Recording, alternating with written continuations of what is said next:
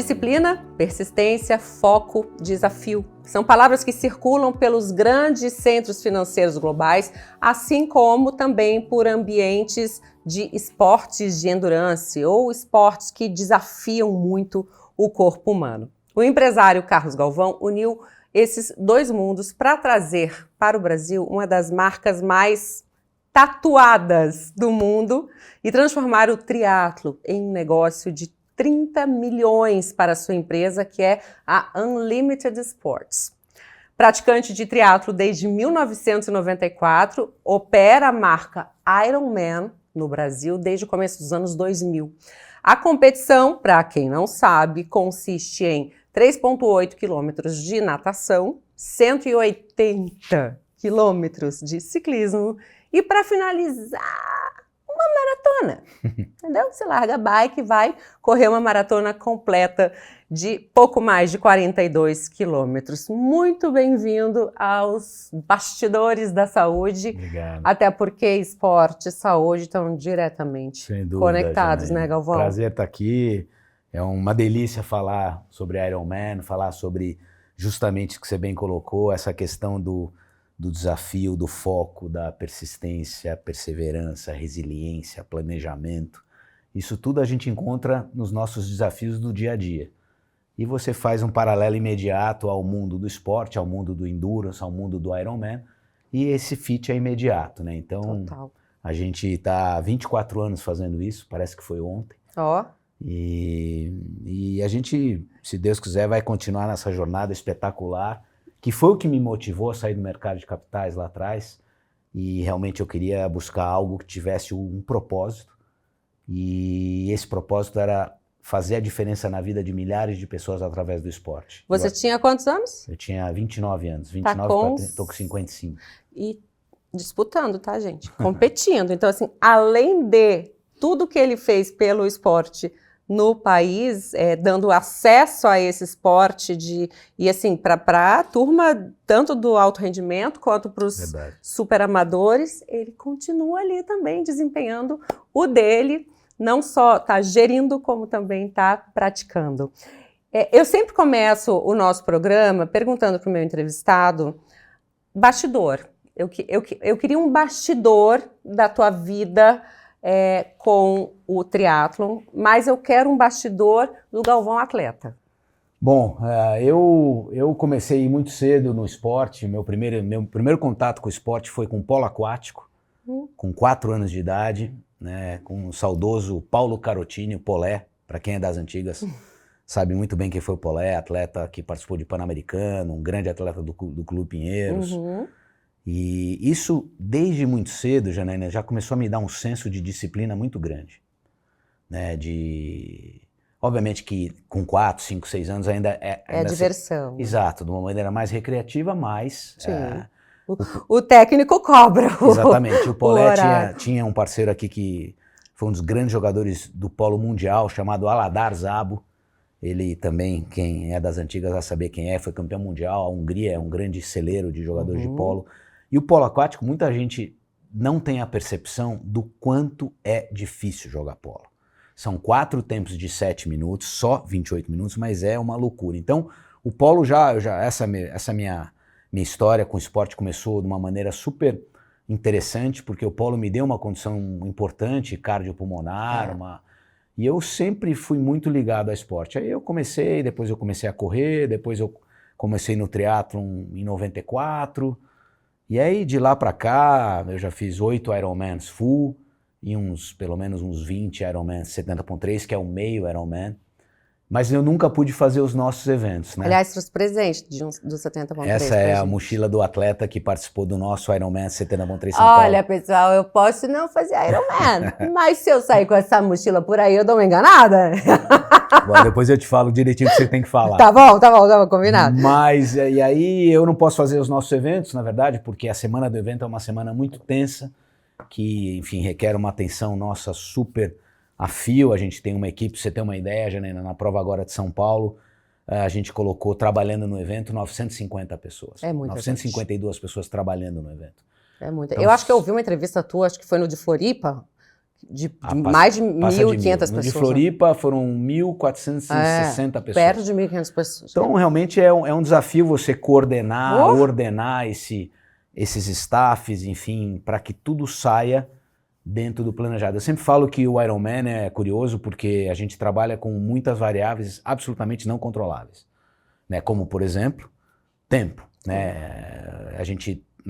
O Ironman, o grande barato do Ironman, do triatlon, né? O triatlon, na verdade, o Ironman é a maior distância do triatlon regular, assim, né? Então, você tem provas de triatlon com distâncias menores, sempre no mesmo formato. Natação primeiro, bicicleta em segundo e sempre termina com a corrida dependendo da distância. Tá. Eu sempre falo que são 3 provas juntas. Sim. Você tem a primeira prova, que é a prova de natação, você tem que ter todo o aparato, toda a estrutura, a segurança náutica para entregar um evento de natação, de águas abertas. Depois você pula para que a gente chama de transição, para a segunda transição, segundo esporte, que é a bike. Então você tem que ter uma baita estrutura para aquela prova de bike. E depois a segunda transição da bike para a corrida tem que ter toda uma estrutura para uma corrida de rua. E você soma os 3, aí nasce o triatlo, com as transições ali no meio da coisa. Então, colocar de pé. É uma coisa muito interessante. Você falou um negócio muito bacana, porque a gente, obviamente, tem atletas de alto rendimento, atletas profissionais, masculinos e femininos, mas 99% dos nossos atletas que fazem as nossas 6 provas no ano são atletas amadores. Amadores. É o que o americano chama de ordinary people, gente comum que se desafia. Pois é, muita gente pensa que é impossível. Ah, não, triatlon não dá pra mim.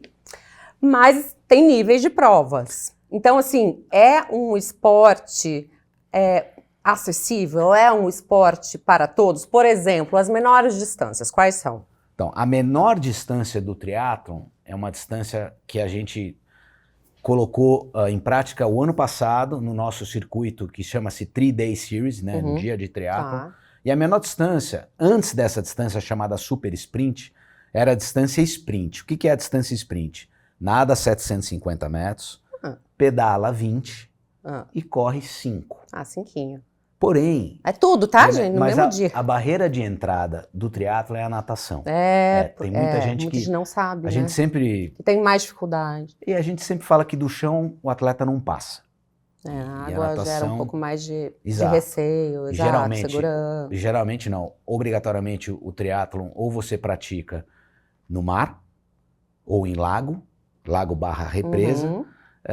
Então você não vê o fundo, te dá aquela insegurança. Então, e nos 750 metros do sprint, a gente ouvia muito atleta falou, putz, mas eu não nado 750 metros. Aí a gente criou a categoria Super Sprint, que é exatamente a metade do sprint. Então o triatleta nada 375 metros, pedala 10 e corre 2,5. E é um barato, porque numa prova nossa de 3-Day, que a gente costuma colocar 600, 650 atletas, 1/3 já é de Super Sprint. São pessoas que nunca experimentaram e o que a gente quer é cada vez mais que os atletas que ora só correm, só pedalem ou só nadam, conheçam o multiesporte, o triatlon. E essa é a porta de entrada, para depois naturalmente buscar outras distâncias, sprint, standard, 70.3 que é o meio Ironman e eventualmente o Ironman full.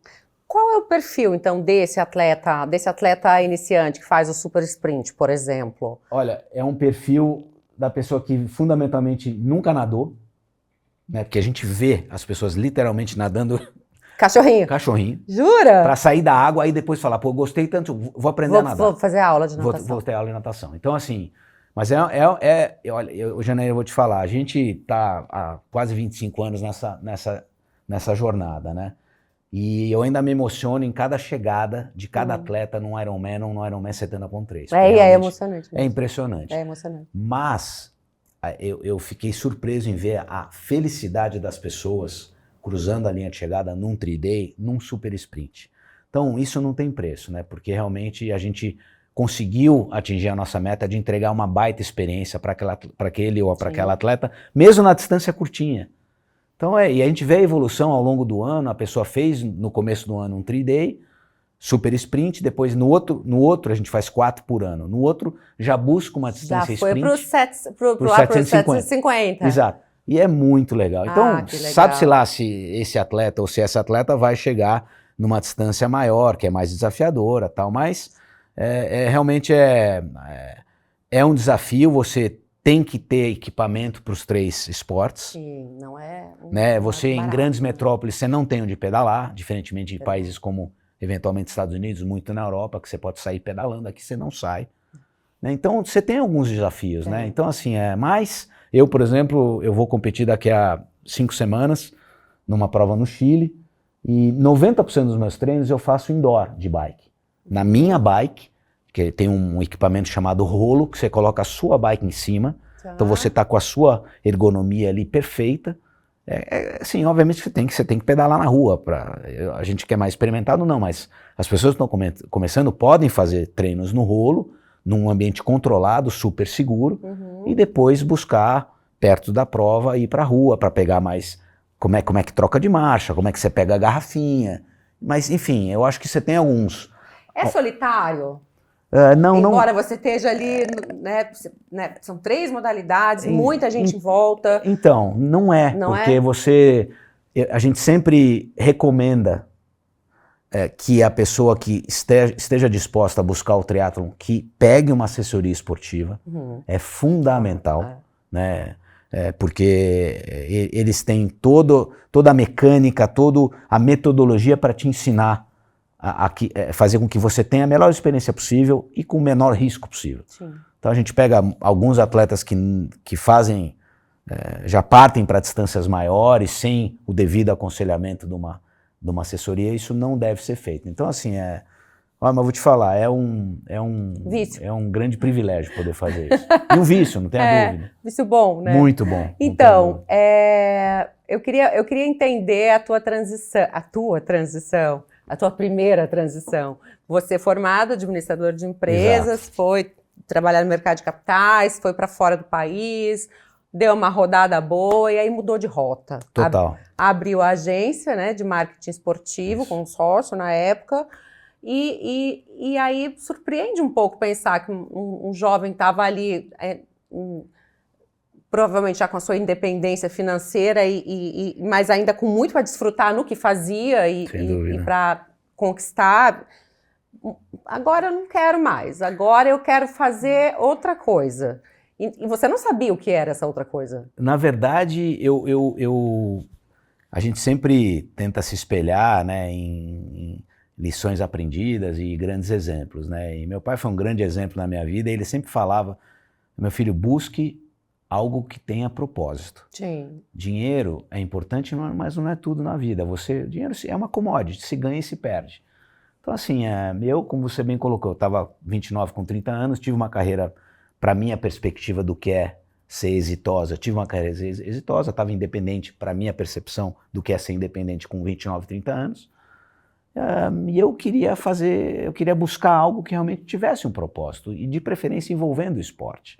Então eu fui atrás, literalmente eu virei a chavinha 180 graus, saí 100% do mercado e fui atrás desse sonho de realmente ter algo que pudesse ser impactante na vida das pessoas. E o Ironman é incrivelmente poderoso nesse sentido. A gente sempre fala que a linha de chegada é só o começo, porque a pessoa que cruza a linha de chegada de um Ironman ou do 70.3, ela é outra pessoa. Isso é fato. Então assim, a gente teve agora em São Paulo, por exemplo, na prova aqui de São Paulo, que foi a nossa maior prova do ano, com quase 1.800 atletas de 22 países competindo aqui em São Paulo, a gente teve um atleta com esclerose múltipla fazendo a prova. E ele terminou e não foi o último. E esse é um baita exemplo, né? Então assim, é super emocionante, a família estava ali na chegada.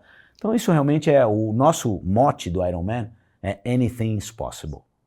Então realmente qualquer isso coisa fala... é possível. Exatamente, né? Então isso mostra realmente o que a gente é capaz. E a gente às vezes não entende ou a gente automaticamente pode se subestimar. Não, eu sou capaz. A gente sabe que o esporte hoje também vira meio que o gatilho de relax, o gatilho de adrenalina, de pessoas que vivem nessa loucura do dia do trabalho. E esses dias mesmo estava aqui o Dr. Fernando Maluf, que trabalha barra pesada, oncologia, Duro. mas que não abre mão de todo dia correr, dar a corrida dele. É a válvula de escape. É a válvula de escape. E aí eu queria que você me falasse um pouco em relação ao triatlo, ao Ironman, por que essa prova, e a gente vê muitos depoimentos de a pessoa, né, que tem alguma doença rara ou uma pessoa que está com depressão, por que esse esporte impacta tanto? Aí agora vamos falar de saúde mental, assim, transforma essas pessoas. Eu acho, Jané, que você colocou muito bem. Eu, por exemplo, quando fico um dia sem treinar, já me dá aquele mal-estar, aquela angústia, aquela ansiedade, porque realmente não deixa de ser uma válvula de escape do bem para o bem. Né? Então eu vejo que a característica de quem busca um esporte de endurance, de longa distância, um multi-esporte, ela, no final do dia, ela, sem querer, te obriga a ser disciplinado, te obriga a ser organizado, te obriga a ser positivo, né? Naturalmente. Cuidar da tua saúde, né? Se alimentar bem, dormir bem. Exatamente, dormir bem, porque se você não dormiu bem, você não vai acordar cedo bem disposto para treinar. Então, realmente, se você pegar esse conjunto de fatores, eu acho que, sem dúvida nenhuma, mexe muito com o nosso psique aqui, né? Com nossa inteligência emocional. E aí a gente vê muito relatos de atletas que a gente recebe diariamente, semanalmente lá no escritório, de pessoas gratas, né? Obrigado, vocês mudaram a minha vida, eu estava num processo crônico de depressão e conheci o triatlon, Então é um negócio muito gratificante que é muito mais do que a gente imagina, né? O poder do esporte. Vira uma filosofia de vida? Sem dúvida. Você tocou um ponto fundamental, é um lifestyle, não tenha dúvida. Então, por exemplo, as pessoas que... Né, a gente conhece muita gente, mas a gente tem um círculo pequeno de amigos, né? É normal, assim, né? Sim, amigo, pessoas, né? Exato, que estão ali... Já nem te chama pro rolê, né? Porque sabe que você não vai dormir cedo, não quer beber. É isso. Vai então, acordar de madrugada. Não, o Galvão me convidou para jantar. Tem que ser 7h30. 7h30. Porque não dá, porque 10 eu tenho que estar na cama. Então, enfim, é isso. Mas eu não vejo sacrifício nenhum, porque, afinal de contas, você chega mais cedo no restaurante, tem lugar. É né? verdade. Não é verdade? Não tem fila. Não tem fila, então assim... Você tem que se acostumar. O chefe ainda tá relax, né? Tá assim, começando a jornada da noite dele de trabalho. Exatamente. Vai ter uma hora em empenho ali no seu prato.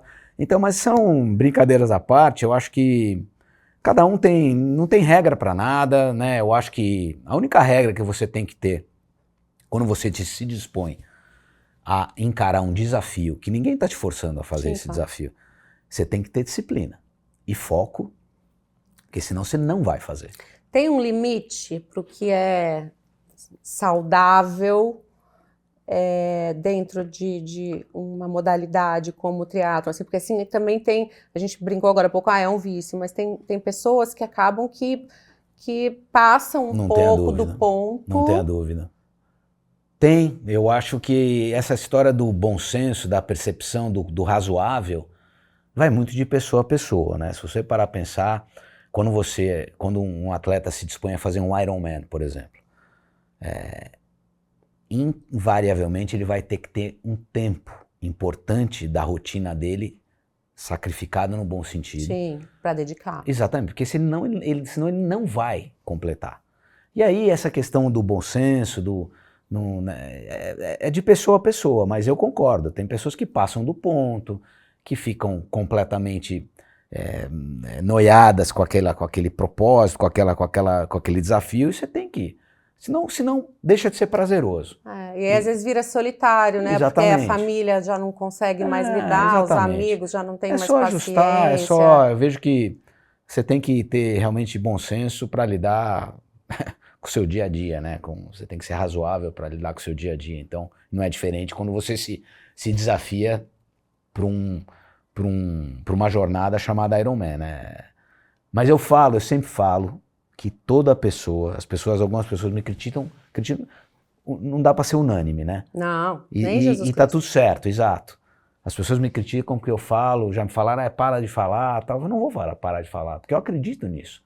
Qualquer pessoa que nunca tenha feito nada, se quiser, Em 6 meses está pronta para largar no Ironman. Não sei se vai chegar, mas vai largar.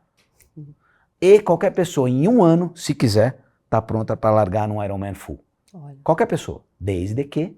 tem a disciplina. Exato. Tenha propósito. Eu tô me desafiando. Não é para ninguém, é para mim. Né? Hoje em dia é difícil falar com história de rede social, tá, né? Porque... Mas enfim, tá tudo certo. É pro bem e pro mal, né? Rede social. E aí eu queria entrar, a gente está falando aí do cara dedicado, tal, que usa de escape, e aí às vezes pode até passar do limite. Queria entrar numa seara que envolve muito a questão de saúde e conecta com o esporte, que é doping. E você trouxe para o Brasil uma marca importantíssima, transformou isso num negócio inimaginável, imagino, para você lá atrás, Sem né? dúvida. Muito, muito, muito dinheiro envolvido. E eu imagino que, na mesma proporção, vocês também tenham cuidados com essa questão. Aonde que entra a questão, por exemplo, da agência antidopagem nas provas oficiais? Enfim, queria que você desse um panorama aí para a gente em relação a isso. É um ponto super sensível e importante, Janaína, porque todos os nossos eventos esse ano a gente teve controle de dopagem, porque a gente solicitou o controle de dopagem, a gente foi atrás, solicitou não, a gente tem a ABCD, sim, né, que é Agência Brasileira de Controle de Dopagem, que é filiada ao WADA, sim, e a gente que é a agência internacional, para quem não sabe. O WADA é o World Anti-Doping Agency, e a gente contrata a ABCD, a gente paga a ABCD para estar nos nossos eventos. Tá. E a gente faz questão. E é uma coisa curiosa, esse ano especificamente, dos 6 eventos que a gente fez, um só teve atleta profissional, todos os outros 5, só amadores. Tá. E mesmo assim, a gente contratou a ABCD para fazer o teste nos amadores. Mas em todos? Não. Tá, então é isso que eu queria entender. A gente seleciona, tem um número. Faz ali uma amostragem. Uma amostragem, geralmente, porque como é que funciona o Ironman e o triatlo, né? Você compete em faixas etárias. Sim. Senão não é justo eu, tô com 55 anos, competir com um menino de 25. Depende do menino de 25. Pois a gente ainda dá couro nos meninos de 30, mas de qualquer maneira, e geralmente a gente não tem ingerência nenhuma. É bom que fique claro isso. Tá. A gente tem alguns passarinhos que falam pra gente, ó, tá esquisito aquilo, porque é um mundo que todo mundo se conhece no final do dia, né? Claro, aí você sabe quem tá... Exato, nada começou chip da beleza, e a gente pegou, esse ano, o ano passado a gente pegou 4 atletas, esse ano já pegamos 5 atletas. E mesmo eles sendo amadores, o que vocês retiram e não escrevem nunca mais? Eles ficam, dependendo da substância, de 2 a 4 anos de gancho. Tá. A gente pegou uma atleta agora que ela tomou 4 anos de gancho, e aí a gente reclassificou os atletas, que ela tinha ganho a categoria dela, uma feminina, se eu não me engano, 40-44, a gente desclassificou ela. A segunda foi a primeira, a terceira foi a segunda, a quarta foi a terceira. E a gente pediu o troféu, os troféus dessas, trocamos a plaquinha e demos de volta o troféu. Enfim, mas é um problema, porque não dá para entender. Na verdade, até dá para entender o quanto é estúpido um amador se dopar. Quando passa do ponto, né? Mas é por puro ego, é por pura vaidade, né? De novo, sai fora desse nosso barato. Do lifestyle. Exato, eu tô fazendo pra mim. A gente tem 3 tipos de atleta, Janaína, no nosso universo. Atleta masculino e feminino, óbvio. Atletas elite, são profissionais, acabou, tá numa caixinha. Aí você tem dos atletas amadores, 1% é atleta profissional. Tá. 1%? 1% é atleta profissional. Dos outros 99%, a gente tem 2 categorias de atletas amadores. A primeira delas, que tem aqui 95%, são atletas que estão ali para somente completar. Se vai fazer, por exemplo, um Ironman full, dura 17 horas, é o tempo limite. O tempo médio de uma pessoa que termina um Ironman full, um pelo outro, dá 13 horas e 20. Tá. Então, a grande maioria dos atletas desses 95% estão ali para terminar. Os outros 4%, que perfazem os 100%, são atletas que estão ali, de amadores, que estão ali para ou ganhar a categoria, que a gente premia com troféu 5 primeiros de cada categoria, ou buscando uma vaga para o Mundial, para os mundiais. Os nossos são 2 circuitos mundiais. Um circuito de Ironman Full, que são 45 provas que classificam os melhores atletas profissionais e os melhores atletas de cada faixa etária para o Mundial no Havaí, ou na França, agora dividiu. E você tem um outro circuito mundial com o mesmo formato, que são as provas de Ironman 70.3, que esse ano serão 125 provas, espalhadas nos 6 continentes. Que classificam os melhores de cada faixa etária. Então a gente tem essas 2 caixinhas de atletas amadores. 95% dos 100 estão ali somente para ter a sua experiência, que é um grande barato, e os outros 4 estão ali para que realmente buscam ou ganhar a categoria ou buscar uma vaga para o Mundial. E aí, pela tua experiência, o que se dopa é essa meiuca? Esses 4%. Tá, esses 4%. Geralmente. Então, assim... E é o que? Anabolizante? Melhorar... EPO, geralmente. Chip da beleza. Essa atleta que foi pega agora, chip da beleza. E é algo, assim, que você vê como é muito preocupante? Ou é realmente a exceção dentro desse ambiente hoje? Gina, a preocupação com a saúde, com o desempenho é o foco? Eu acho que é pontual. Né? Eu acho que não deveria ter, mas existe. Mas é pontual. Mas a gente tem que ficar em cima. A gente, por exemplo, teve prova nossa que a gente não anunciou que ia ter doping. E aí no sábado a gente anunciou. Uns 30 atletas não largaram no dia seguinte. Então, quer dizer, é uma doideira, né? Uma coisa que sai fora do... Mas, enfim, a gente, de novo, né? A gente não controla. Não, mas a gente tem que fazer nossa parte. Mas fazer isso, realmente, vocês criam uma percepção desses atletas que, assim, ó, você não está aqui para brincar. Exato. O negócio aqui é sério. Nos legitima mais, né? Claro, falar, isso aqui... credibiliza. Exato. Então, a gente... vai continuar com essa... A gente demorou um tempo para poder fazer com que... o Ironman hoje é de uma empresa chamada World Triathlon Corporation, que é baseada em Tampa, na Flórida. Eles não queriam homologar a ABCD. Não? Não. Tanto é que até 2022 a gente tinha que trazer uma equipe da Alemanha para fazer o controle de dopagem, e era um trampo, era muito mais caro, e a gente conseguiu finalmente fazer com que a ABCD fosse credenciada, e a gente começou a trabalhar com a ABCD e vamos continuar, se Deus quiser, o ano de 2025 inteiro. O que evoluiu mais, assim, para que os tempos das provas fossem, ao longo dos anos, caindo tanto, né? A gente pode falar aí de tecnologia, de bikes, por exemplo. Sem dúvida. Tênis, não sei. Sem dúvida. Sem dúvida. Até a suplementação. Sem dúvida. Para você ter uma ideia, o meu primeiro Ironman que eu fiz foi em 2001, se eu não me engano. Eu saí para pedalar com batata assada, com bastante sal, nós estamos falando de 25 anos, com um papel alumínio, né, porque era o carboidrato que você tinha. Sim. Você não tinha gel. Não. Como você tem hoje uma gama espetacular de gel, de nutrição, de hidratação, né? Enfim, hoje em dia, para você ter uma ideia, você pode fazer os 90 quilômetros da bike do 70.3 ou os 180 quilômetros da bike no Ironman só com líquido. Só com líquido, você não precisa nem gel tomar. Porque hoje em dia você tem fluidos que tem tudo o que você precisa, sal, carboidrato e etc, etc. Então, isso é fantástico. Um outro ponto também super sensível é a qualidade, o que evoluiu as bikes. Né? Hoje em dia você pega uma bike toda ela de carbono, titânio, que pesa 7, 8 quilos. Lá atrás a bike pesava 18, 17 quilos. Faz muita diferença. Né? A aerodinâmica, o que a gente chama de... A gente faz prova de triatlo numa bike num formato chamado TT, que é Time Trial, que você tem aquele clipe que você fica deitado.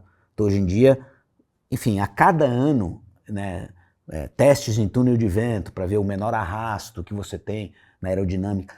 Então é fantástico. Os tênis, para você ter uma ideia, Janaína, a gente tem 4 modelos de tênis que são proibidos. Ah, mesmo? Mas por quê? Porque eles melhoram performance? Muito. Quais? É tipo um doping. É o que? É solado? É o quê? Sola. É tipo doping? É tipo um doping, sem ser... É como se fosse aquela roupa da natação também, que eles usavam lá atrás, nas Olimpíadas, depois proibiram. Proibiram. Como chama?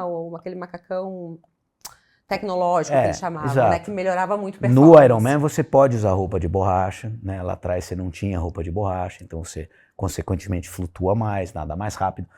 Então é fantástico, a cada ano, entra ano, sai ano, a gente vê, E pensa o tamanho do controle que vocês têm que ter na prova. Muito. Porque, vamos lá, tem 4 tênis, modelos, por exemplo, que você não pode usar. Como é que você controla o tênis de cada um, né? Enfim, a gente tem alguns momentos que a prova é toda monitorada, a gente faz, inclusive, desde o ano passado, a transmissão ao vivo de todas as provas, que é um trabalho danado que a gente vem aperfeiçoando. Então, assim, a gente, inclusive um colega seu do Sport TV fez a narração, o Bruno Lohans. Bruno Lohans, trabalhou no Sport Trabalhou TV, né? também, E aí ele fez a narração do ano passado, se não me engano, enfim. Muito mas legal. É um controle, é difícil você realmente é um controlar desafio. tudo. É desafio, mas a gente imagina. pega, a gente desclassifica, já que a regra é essa, a gente tem que ir atrás para que a regra seja cumprida, né? Eu queria falar contigo expectativa de crescimento do esporte no Brasil. Óbvio, já cresceu muito. Imagino quando você lá atrás apostou na marca, não tinha noção do que ia virar. Nas Olimpíadas de Paris, né, a gente teve um atleta brasileiro com a melhor colocação da história, o André Hidalgo. Será que um dia você visualiza isso possível? Um dia um atleta brasileiro Não tenha dúvida. Conquistar uma medalha olímpica? Não tenha dúvida. Eu acho que... como é que eu posso colocar? Eu sempre falo que o atleta brasileiro não é atleta, é herói, né? Porque... Brasileiro de uma forma geral, não precisa nem ser atleta, Exato, já é herói. O atleta pior ainda, né? Pior Porque ainda. a gente, desde sempre, nunca teve uma política clara de investimento no esporte como um todo, né? Em todas as modalidades. Haja visto que, sei lá, eu não lembro se foi nessa de Tóquio ou de Paris, de Tóquio, que 20% da delegação brasileira era motorista de aplicativo, né? De aplicativo. Nada contra.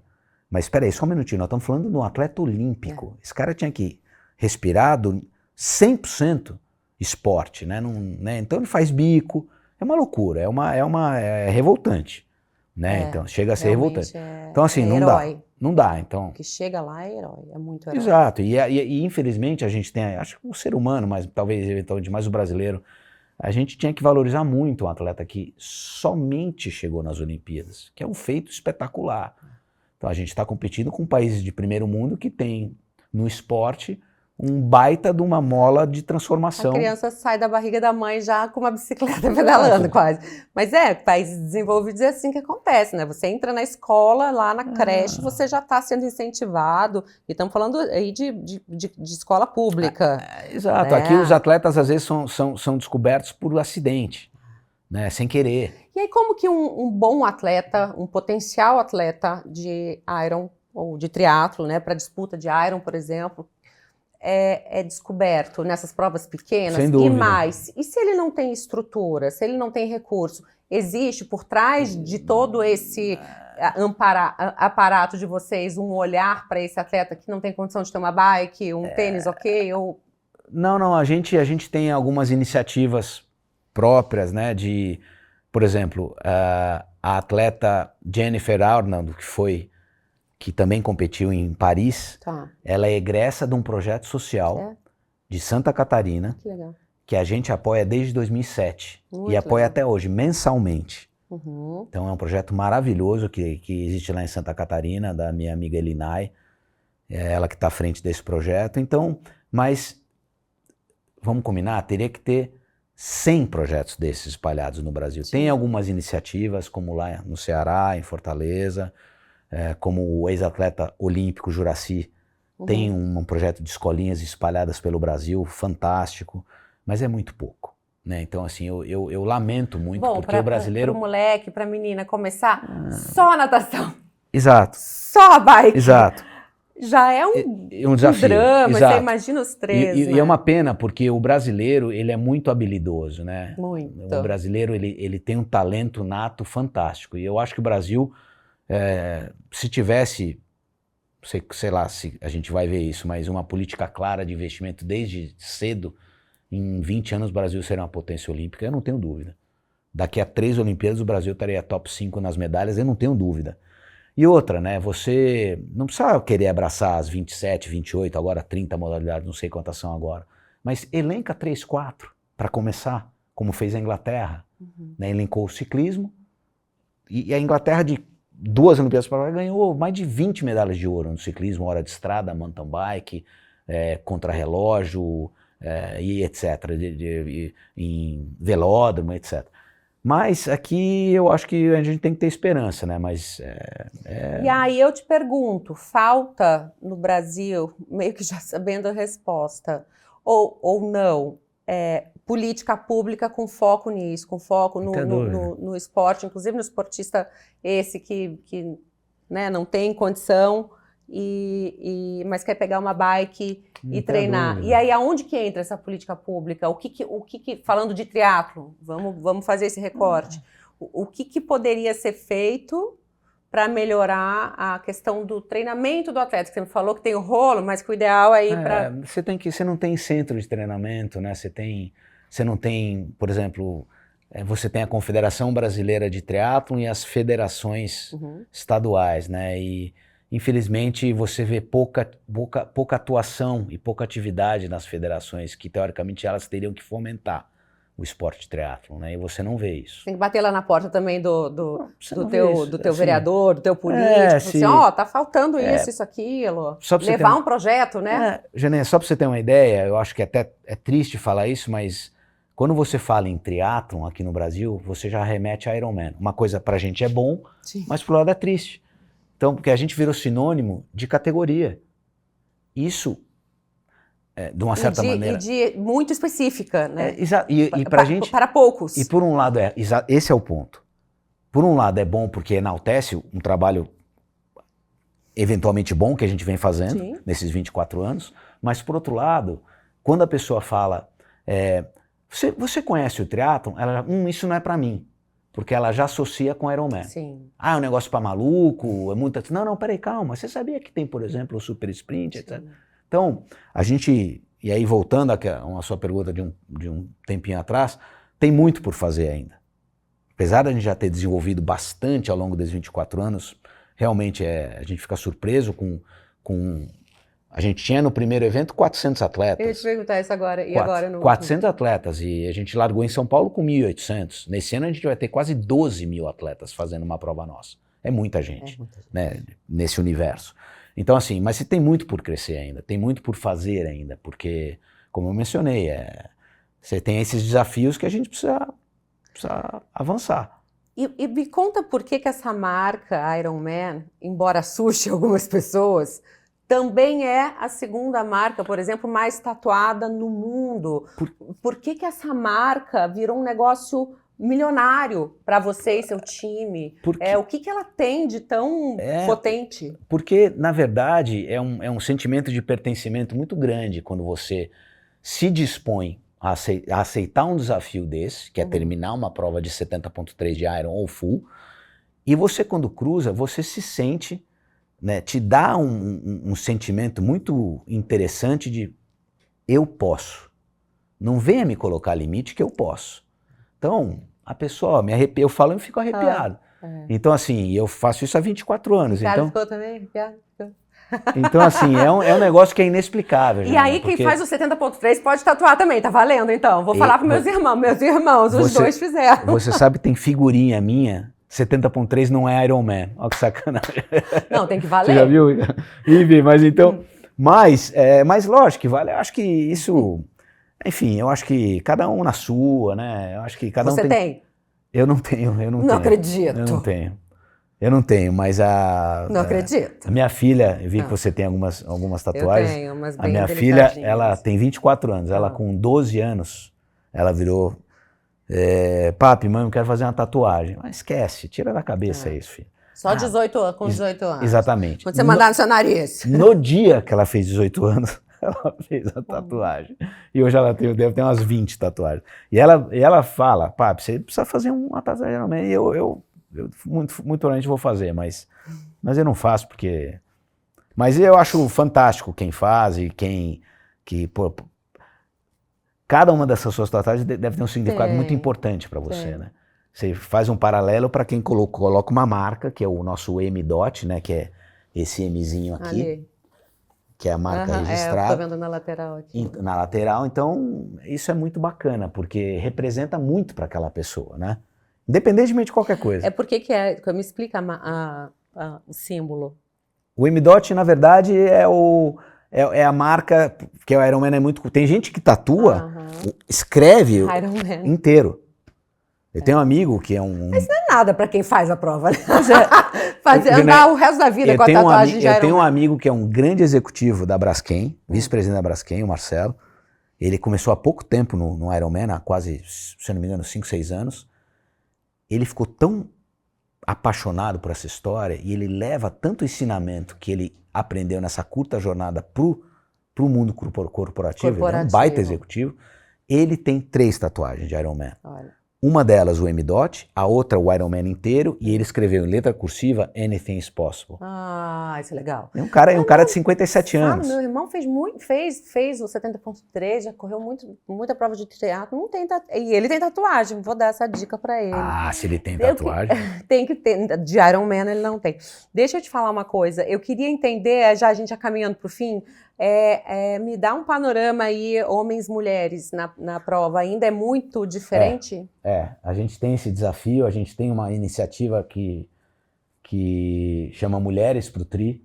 A gente cada vez mais está se aproximando delas, porque o nosso desafio, eu não digo 50-50, mas o nosso desafio é buscar um 40-60. Quanto tá hoje? Hoje 20-80.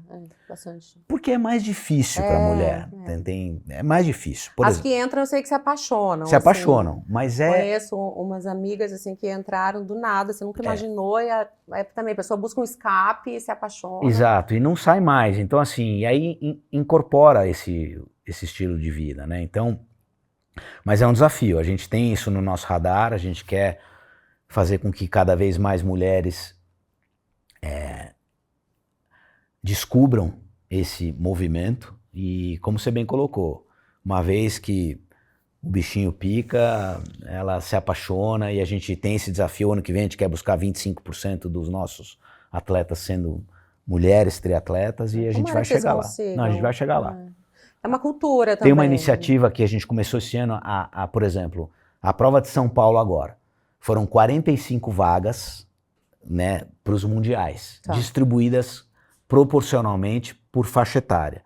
E nessa prova de São Paulo, a gente teve 20 vagas a mais para mulheres. Então, uma forma de incentivo à mulher. De fomentar. Então, e por aí vai. São algumas iniciativas que a gente busca trazer para que aumente esse número de triatletas. Eu queria, para a gente, perto do fim, antes de eu me despedir de você, vocês que organizam estruturas muito complexas, gigantescas, para dar conta são quantos eventos no ano? São 10 eventos. 10 eventos. O que vocês fazem especificamente pensando, focados ali durante a prova, ou no pré e no pós, também focado na saúde desses, até falando da última ali, milhares de atletas, né? Assim, como é que funciona o foco da saúde ali? E lembrando, são 3 provas, São 3 provas. A gente tem um diretor médico que nos acompanha em todos os eventos. E esse diretor médico é o Dr. Leandro, ele a cada praça que a gente organiza, ele se antecipa, ele faz um contato com... A gente tem 2 momentos importantes, né? O pré-prova, prova e pós-prova. A gente monta em cada uma dos eventos uma estrutura muito grande, a gente monta literalmente um hospital de campanha, né? Com maca, soro, uma parte de fisioterapia, massagem, ortopedia. Então ali, tudo ali, né? Uma estrutura provisória, mas que a gente monta do zero. Então, por exemplo, a gente fez a prova lá em Fortaleza, a gente teve que montar na areia. Então faz um piso elevado, uma tenda fechada, e a gente tem essa preocupação de ter esse diretor médico para que faça o contato na cidade que a gente vai 10 dias para frente, para ter staff trabalhando, staff a gente recruta em universidades de medicina, a gente entrega o diploma para esses staffs que trabalharam, né? Então é uma estrutura e super sensível, né? Não, e ao longo, porque você pode ter ocorrência ao longo das provas. Por exemplo, eu até te falei, meu irmão sofreu um acidente de bike numa prova. É um desafio. A gente tem motolâncias no percurso. Tem que estar o tempo todo. Exato. E em 3 estruturas, porque... Exato. Ok, talvez quando estiver acontecendo a corrida, toda a galera da natação já terminou, mas às vezes você pode estar sempre com 2 estruturas acontecendo. Não tenha dúvida. A gente teve em São Paulo agora, para você ter uma ideia, 12 ambulâncias UTI e 8 ou 10 motolâncias no percurso da bike e umas 5 ou 6 motolâncias no percurso da corrida. Enfim, é uma preocupação. A nossa primeira preocupação com relação à saúde é tirar todo mundo da água. É a primeira. Imagina a tensão da organização ali. 80% dos óbitos no triatlon acontecem na água. É mesmo? É, 80%. Achei que fosse na bike, sabia? Na água. Por quê? Porque por mais estrutura de segurança náutica que você tenha, e a gente tem quase o dobro do mínimo que nos é exigido, a gente tem quase o dobro sempre. Sim. Mas para pensar, 1.500, 1.600, 1.700 pessoas nadando ao mesmo tempo, se a pessoa tiver um mal súbito, é muito rápido. É muito. Você não vê. É verdade. Você não vê. Então, assim, a gente já teve algumas situações onde a capacidade da nossa segurança náutica foi fantástica, a atuação deles de literalmente salvar atletas. Mas é isso. Já perdeu também. Em 24 anos a gente teve 2 óbitos. Maratona de Nova York morre todo ano 3 pessoas. É mesmo. Isso é estatístico. Então, assim, acontece. Parte do jogo, né? A pessoa tem que se cuidar, a pessoa tem que... A gente reforça a questão do check-up. Porque é um esporte que exige fundamental. A questão cardiológica. E as pessoas, elas, pelo fato de elas serem Ironman, às vezes, eventualmente, podem se descuidar. Pô, eu faço Ironman. Que é realmente o Ironman, né? É o contrário. Você tem que realmente fazer check-up preventivo e constante, né, regular. Qual o teu sonho agora? Assim, você que já olhando para trás, 24 anos já, cada vez mais... Meu sonho é ficar mais 24 anos à frente disso, enfim, porque... E praticando, sem dúvida. Eu vou estar com 80 anos fazendo pelo menos um 70.3, né? Ah, achei que você ia falar o full. Não, o full não, achei que você ia falar 80 anos, pensei, vai falar lá do... O 3-day, não. Pelo menos 70.3, mas... Respeita a minha história, Janaína! Nessa prova de São Paulo, a gente teve o atleta mais velho, 81 anos. E não foi o último. Não foi. E a atleta mais velha, 75 ou 6, e não foi a última. Então, e eles largando, a idade mínima do Ironman no 70 é 18 anos. E eles largando com o mais novo 18 e o mais velho 81. Que legal. Então é muito legal, largando juntos, na mesma prova. Isso é muito legal. Então, assim, é continuar apaixonante. ali vivendo essas histórias, né? E a gente quer, se Deus quiser, continuar por mais, pelo menos 24 anos. Realmente, de novo, é um privilégio poder... as pessoas... Isso é um negócio. Sim. Né? E eu tenho o privilégio de trabalhar com esse negócio, de mudar a vida das pessoas. E, né, as pessoas falam, porque é muito cara a inscrição do Ironman. Isso é muito relativo. É caro, as pessoas... Vou te dar um dado que você vai ficar impressionada. No Ironman 70.3 do Rio, até antes da pandemia, 2020, a prova era no Recreio. Você conhece bem o Rio lá. Nem carioca acha que Recreio é Rio. Porque você está isolado, né? Eles já não acham que a Barra é o Rio, que dirá o Recreio de Bandeirantes. Exatamente, lá, né? Tá super isolado. Beleza. E a gente vinha tentando com a prefeitura, com o 7 Rio, trazer a prova para a Zona Sul. A gente conseguiu ano passado. Onde acontecem as principais provas lá. Exato. Né? Então... E foi um golaço, a gente trouxe a prova, a natação é em frente ao Fairmont, posto 6, Copacabana, as bikes ficam dentro do forte de Copacabana, é maravilhoso. Muito legal. Fez uma parceria com o Exército. Que lindo. É muito bacana, e as pessoas saem, pedalam, vão pro aterro do Flamengo e a chegada na Marina da Glória. A foto finisher do concluinte. Mas sobe até a Barra e volta. Não, fica só na Marina da Glória. Fica? O pedal fica ali. Porque não, tô falando da corrida. Não, a corrida também corre na Marina. A gente, como é muito largo, a gente consegue compartilhar bike e corrida. Olha. Tudo acontece ali. E a chegada, a foto finisher do triatleta que chega no Rio é o Pão de Açúcar de fundo. Maravilhoso, é priceless, né? Mas, por exemplo, a gente teve uma exigência do CT, do 7 Rio, um número tamanho de grades, que só essa operação de grade nos custou R$476 mil, quase R$500 mil. Uma linha da nossa planilha. Então, uma linha da planilha. Uma linha da planilha. Então, assim, é relativo. Né? Então, exato. Caro, barato, qual a entrega que você dá, qual a experiência que você dá. E aquele photo finish com o Pão de Açúcar atrás? Exatamente, que vale? Exatamente. Então, assim, a gente segue na jornada, eu fico muito feliz em olhar para trás e ver mais acertos do que erros, né? Muitos erros, mas a gente tem que ter... Mas a gente só acerta errando. Exatamente, também, tem que ficar rouco de ouvir, né? As pessoas, rouco de ouvir isso aí. As críticas e seguimos na jornada. Muito bem, deixa eu te falar, esse receituário, tá vendo um receituário ali na tua frente? Tô.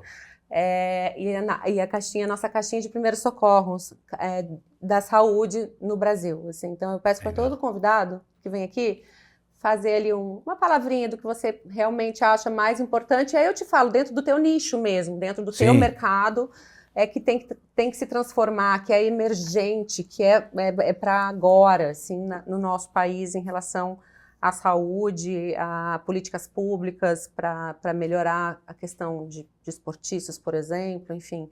Você pode pensar, não precisa fazer até encerrar o programa também. Antes eu queria também dar um recado. Quer vender os arrobas aí para a galera? A gente tem @BrasilIronman. Tá. Eu particularmente não tenho Instagram. Sou... Old school. Total, mas obviamente que é um caminho sem volta. O nosso é @BrasilIronman, @3DaySeries e @Unlimited Sports. Perfeito. A gente tem quase 300 mil pessoas ali.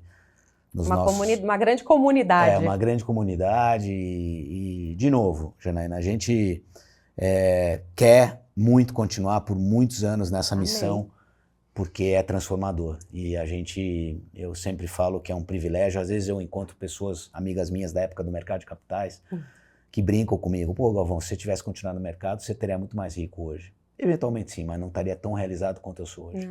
Então isso não tem preço. Não então, tem. Assim, eu quero só ter saúde justamente para continuar à frente, junto com um time espetacular que a gente formou. Tem pessoas que estão comigo há 25 anos, há 24 anos, e a gente manteve todos na pandemia. Que legal. A gente não mandou ninguém embora. Sensação. Isso também fala muito sobre o porquê do sucesso, né? Porque não é só você ganhar dinheiro. Não. A gente manteve todos. No primeiro ano a gente achava que ia ser só um ano e que já seria... porque evento, trágico. Então, para você colocar um evento para rodar de novo... o segmento primeiro a parar e o último a voltar. Né? Então, essa aqui é a verdade. Então, aí veio 2021 sem a perspectiva.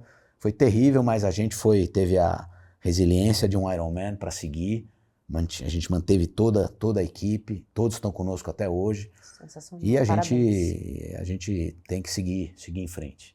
Obrigada, viu? Obrigado, foi uma honra, prazer. Obrigada mesmo pelo prestígio, pelo obrigado. Espaço na tua agenda. É um prazer ter você aqui. Obrigado, valeu. Obrigadão. Beijo, gente. Até o próximo episódio. Tchau, tchau. Até lá.